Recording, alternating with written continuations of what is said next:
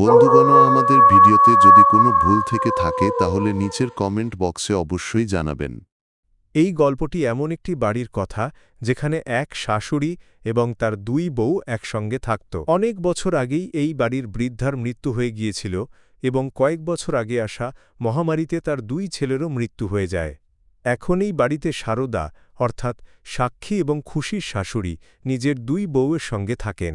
এই বাড়িতে এখন আর কোনো পুরুষ মানুষ নেই, শুধু তিনজন নারী একে অপরের ভরসা হয়ে বেঁচে আছে। শ্বশুর প্রয়াণ হয়ে গেছে অনেক বছর আগে এবং দাদা ও ভাইয়াদের চলে যাওয়ারও মহামারীর পর প্রায় ৫ বছর হয়ে গেছে। এখন সংসার চালানো ক্রমশ কঠিন হয়ে উঠছে। শ্বশুরমশাই অনেক জমিজমা রেখে গিয়েছিলেন। যদি তার মধ্যে থেকে কিছুটা বিক্রি করে দেওয়া যায় তাহলে সংসার চালাতে সহজ হবে। জমানো টাকাও এখন শেষ হয়ে গেছে। আরে খুশি, এটা তুমি কি বলছো? সামান্য একটু সমস্যা আসতেই তুমি জমিজমা বিক্রি করার কথা বলতে শুরু করেছ। ওটা তো শ্বশুর মশাই এবং তার দুই ছেলের পরিশ্রমের উপার্জন। ছোটখাটো সমস্যার জন্য সেটি বিক্রি করা ঠিক নয়। দরকার হলে আমরা অন্যদের বাড়িতে কাজ করব, কিন্তু শ্বশুর মশাইয়ের জমিজমা আমরা বিক্রি করব না। খুশি, আমি জানতাম না যে তুমি এমন কথা বলবে। সাক্ষী মা একদম ঠিক বলছে। ওই জমি জমা তোমার শ্বশুর মশাইয়ের শেষ স্মৃতি। সেটি বিক্রি করা ঠিক নয়। আর তাছাড়াও পরওয়ালা আমাদের হাত দিয়েছেন। কিছু না কিছু করে আমরা সংসার চালিয়েই নেব। হ্যাঁ মা, আপনি একদম চিন্তা করবেন না। কাল থেকেই আমি আর খুশি কাজের খোঁজে বেরোব। যে বাড়িতে যে কাজই পাওয়া যাবে আমরা করব আর সংসার চালাব, কিন্তু শ্বশুর মশাইয়ের জমি জমা আমরা বিক্রি করব না। আপনি বাড়িতে থেকে বাড়ির দেখভাল করবেন, আমি আর খুশি মিলে টাকা রোজগার করব। এইভাবেই সাক্ষী আর খুশি কথাগুলোকে আলাদা আলাদাভাবে তুলে ধরে। সাক্ষী যা করে তার পেছনে সবসময় কোনো না কোনো কথা লুকিয়ে থাকে। অন্যদিকে খুশির মনে যা থাকে সে সোজাসুজি বলে দেয়। সাক্ষী, তোমার মতো বউ পেয়ে আমি খুব খুশি। খুশি, তোমার সাক্ষীর কাছ থেকে কিছু শেখা উচিত। সে অন্যদের বাড়িতে কাজ করতেও প্রস্তুত এবং তুমি তো জমি বিক্রি করার কথাও বলে ফেলেছ। না মা, আমি তো শুধু এই জন্যই বলছিলাম কারণ এই কদিন ধরে সংসার চালানো একটু কঠিন হয়ে যাচ্ছে। এখন থেকে আমি আর এমন কথা বলবো না। দিদি যেমন বলেছে আমরা দুজনেই অন্যদের বাড়িতে কাজ করব এবং সংসার সামলাম। আপনি একদমই চিন্তা করবেন না। ঠিক আছে খুশি, এখন তোমরা দুজন রান্নাঘরে গিয়ে খাবার বানাও। অনেক কথা হয়ে গেছে, যা রেশন আছে তাই দিয়ে কিছু বানিয়ে নাও। কাল তো তোমরা দুজনই সম্ভবত কাজের খোঁজে যাবে। আজ কোনো মতে পেট চালিয়ে নিই। সারদার এমন কথা শুনে সাক্ষী আর খুশি রান্না বানাতে রান্নাঘরের দিকে চলে গেল। দিদি, রান্না হয়ে গেছে। আপনি গিয়ে মাকে ডেকে আনুন। ততক্ষণে আমি খাবার পরিবেশন করছি। ঠিক আছে খুশি, আমি গিয়ে মাকে ডেকে আনছি। ততক্ষণে তুমি ভালো করে খাবার পরিবেশন করো। সাক্ষী সারদাকে ডাকতে আসে এবং তাকে বলে, মা, রান্না হয়ে গেছে, চলুন আমরা তিনজন একসাথে খাবার খেয়ে নিই। আরে সাক্ষী, খাবার তৈরি হয়ে গেছে, চলো খেয়ে নিই। আমারও খুব খিদে লেগেছে। হাসি মুখে তিনজনেই একসাথে খাবার খেতে বসে। এইভাবে তিন শাশুড়ি বউ একসাথে বসে ভালোবাসা আর শান্তির সঙ্গে খাবার খেতে থাকে। মাঝি খুশির সঙ্গে বলা কথাটা একদম ঠিকই ছিল। এখন ঘরে সামান্য রেশন আর অবশিষ্ট নেই। যেভাবেই হোক আজকের খাবার তৈরি হয়ে গেছে। কাল খুশি আর আমি কাজের খোঁজে বেরিয়ে যাব।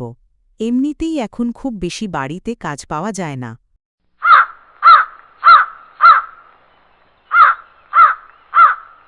পরের দিন সকালে সাক্ষী আর খুশি কাজের খোঁজে বাইরে যাওয়ার জন্য প্রস্তুত হয়ে যায়। মা জি, আমি আর খুশি কাজ খুঁজতে বাইরে যাচ্ছি। আপনি নিজের আর ঘরের দিকে খেয়াল রাখবেন।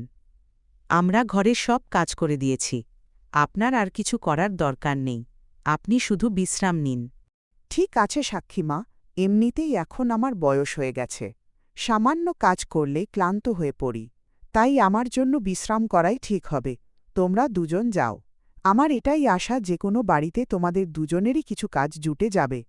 সারদা কথা বলতেই খুশি আর সাক্ষী কাজের খোঁজে বাইরে বেরিয়ে পড়ে। বোনজি, আমার নাম সাক্ষী। আসলে আমরা দুজনেই কাজের খোঁজে বেরিয়েছি।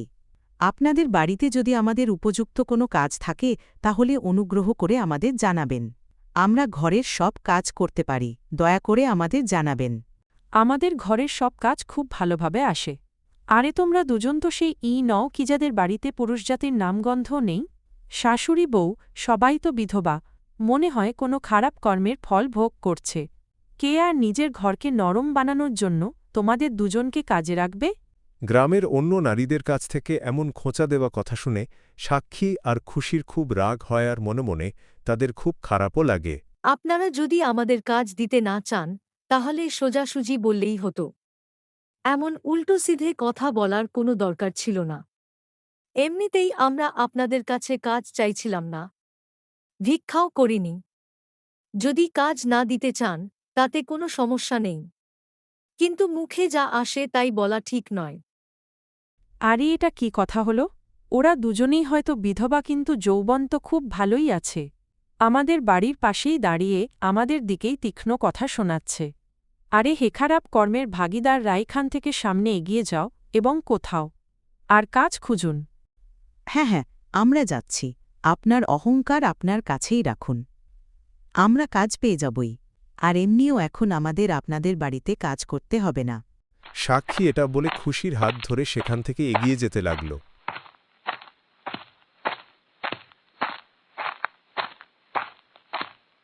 চাচাজি, আমরা দুজন কাজের খোঁজে এসেছি। আপনার বাড়িতে আমাদের যোগ্য কোনো কাজ আছে কি?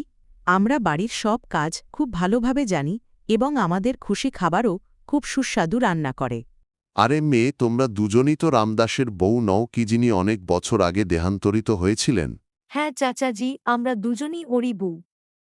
কিন্তু আপনি আমাদের কিভাবে চিনলেন আর আপনি আমাদের শ্বশুরজিকে কিভাবে জানেন?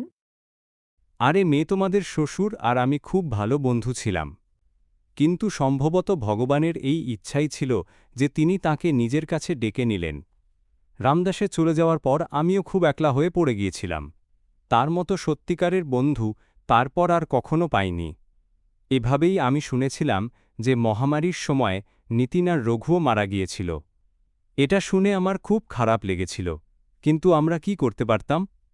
সব তো ভগবানেরই লীলা। হ্যাঁ চাচাজি, এখন আমরা কি করতে পারব? আমরা তো এই দুনিয়ায় কয়েকদিনেরই অতিথি। এমনি চাচাজি, আপনি তো আমাদের সম্পর্কে সবকিছু জানেনই। এই কারণেই এখন বাড়ি চালানো কঠিন হয়ে গেছে। এই কারণেই খুশি আর আমি কাজের খোঁজে বেরিয়েছি, আর কিছু মহিলা তো আমাদের বিধবা হওয়ার কারণে কটু কথাও শোনাতে লাগল।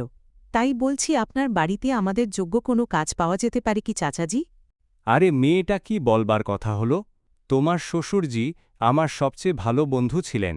তোমরা দুজনকে কাজ দেওয়া তো আমারই কর্তব্য হয়। এমনিতেও আমার বাড়িতে অনেক কাজ পড়ে থাকে। তোমাদের চাচিরও বয়স হয়ে গেছে, এখন সে বেশি কাজ করতে দুর্বল হয়ে পড়ে। তোমরা দুজন প্রতিদিন আমার বাড়িতে এসে ঘরের সব কাজ সামলে নেবে। চাচা খুশবীরের এই কথা শুনে খুশি আর সাক্ষী খুব খুশি হয়ে যায়। দুজনের মুখে হালকা একটা হাসি ছড়িয়ে পড়ে। তখন সাক্ষী আবেগাপ্লুত হয়ে বলে, চাচাজি, আপনাকে অনেক অনেক ধন্যবাদ। আপনি সত্যিই খুব ভালো মানুষ। যদি আপনার কোনো আপত্তি না থাকে তাহলে খুশি আর আমি এখন থেকেই আপনার বাড়ির কাজকর্মে লেগে যেতে চাই। সঙ্গে সঙ্গে চাচিজির সঙ্গেও দেখা করব। আরে কেন নয় মেয়ে, চলো আমি তোমাদের দুজনকে তোমাদের চাচিজির সঙ্গেও মিলিয়ে দিই। সে তোমাদের দুজনের সঙ্গে দেখা করে খুব খুশি হবে। খুশবীরের এমন কথা বলার পর সে খুশি আর সাক্ষীকে নিজের বাড়িতে নিয়ে যায়। আরে এরা কারা? আপনি কাদের নিয়ে এসেছেন? আমি তো এদের দুজনকেই চিনতে পারছি না। ওদের কথা তোমার মনে আছে তো? এরা দুজনই ওদের বৌমা। মহামারীর সময়ে ওদের দুজনের স্বামীও মারা গেছে। এখন ওদের ঘরে শুধু ওদের শাশুড়ি আর দুজনই থাকে। ঘর চালানো খুবই কঠিন হয়ে গেছে, তাই এরা দুজনই কাজের খোঁজে মানুষের বাড়িতে এসেছে। এমনিতেও আমাদের বাড়িতে কাজ খুব বেশি, আর তোমার দুর্বলতার কারণে তুমি সব কাজ করতে পারো না। তাই এখন আমাদের বাড়ির সব কাজ এই দুজনই সামলাবে। আরে এটা তো আপনি খুব ভালোই করেছেন। এতে আমাদেরও উপকার হবে আর ওদের ঘরও সহজে চলতে পারবে। শুধু ওদের কাজের বদলে ওদের একটা ভালো অঙ্কের টাকা দিয়ে দেবেন। চাচিজি, কথা তো অনেক হলো। আপনি আর চাচাজি একটু বিশ্রাম নিন। আমরা দুজন রান্নাঘরের দিকে গিয়ে সব কাজ গুছিয়ে দেব আর খাবারও তৈরি করে দেব। সাক্ষী এভাবে বলে খুশির সঙ্গে কাজ সামলাতে রান্নাঘরের দিকে চলে গেল। এদিকে কয়েকদিন পর খুশির ভাই রাজু বাড়িতে আসে। কথাবার্তার ফাঁকে সে জানতে পারে জমিজমার কথা। পরে সে বুঝে ফেলে যে সাক্ষীর মনে লোভ আছে, সে সব সম্পত্তি নিজের নামে করার পরিকল্পনা করছে। রাজু সব কথা সারদাকে জানিয়ে দেয়, কারণ সে চায় না এই ছোট পরিবারে ফাটল ধরুক। সব শুনে সারদা খুব কষ্ট পান। সাক্ষী নিজের ভুল বুঝতে পারে। সে কাঁদতে কাঁদতে সারদার পায়ে পড়ে ক্ষমা চায়। সারদা বলেন, ভুল বুঝতে পারাই সবচেয়ে বড় কথা। আমরা যদি মিলেমিশে থাকি তবেই এই সংসারে সুখ থাকবে। শেষমেশ সারদার বড় মনের ক্ষমায় আবার পরিবারে শান্তি ফিরে আসে। লোভের জায়গায় আসে ভালোবাসা, সন্দেহের জায়গায় আসে বিশ্বাস। এই ছোট্ট পরিবার আবার একসঙ্গে সুখে জীবন কাটাতে শুরু করে।